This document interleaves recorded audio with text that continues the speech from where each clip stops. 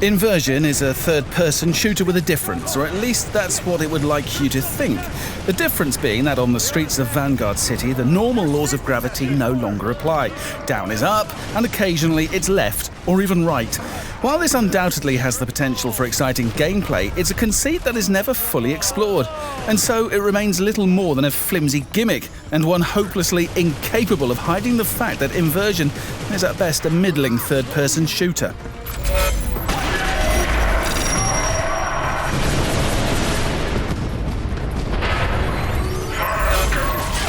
Take away its gravity-meddling premise, and there's something very familiar about this game.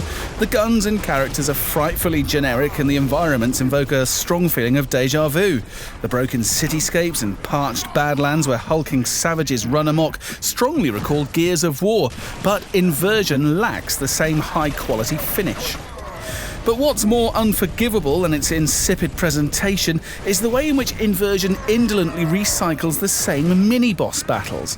One enemy you'll face multiple times is the Slave Driver, a grotesque slob who summons legions of emaciated crazies to attack you. And you'll fight him again and again across different settings. It's not that these encounters are inherently bad, but with each iteration they feel more and more like padding, a cheap way to protract Inversion's 7 to 8 hour campaign time. Inversion's probably at its most enjoyable played cooperatively with a friend.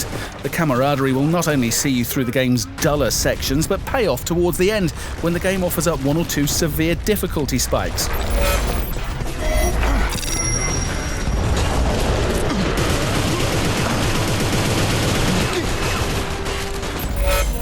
It's the meddling with physics where Inversion really attempts to distinguish itself from the herd.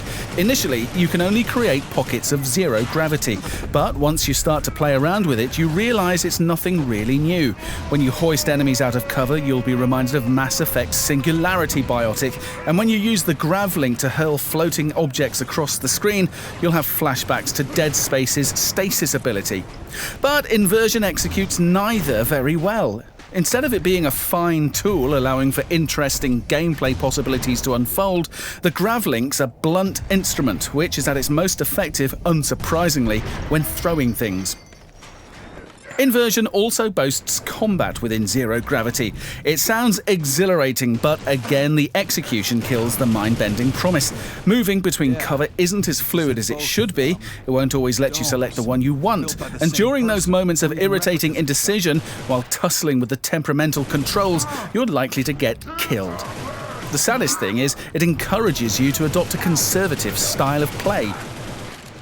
There are moments, however, when Inversion almost realises the potential of its central conceit, but they're fleeting.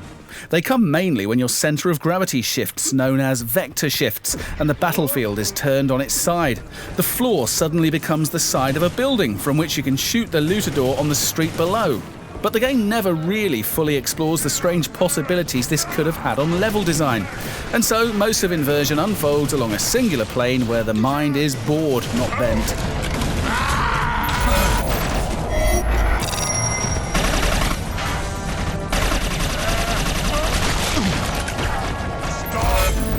Look at this. I think the ceiling's going to become the floor. Inversion is a disparate collection of ideas grouped around the conceit of gravity. Some are more fleshed out than others, but none are executed to their fullest potential. You'll use them when you have to, but more often than not, Inversion is most enjoyable when played as a straightforward shooter. It's not a terrible game, just a bit average, and it's in these moments in which you glimpse its unrealised potential that really bring it down.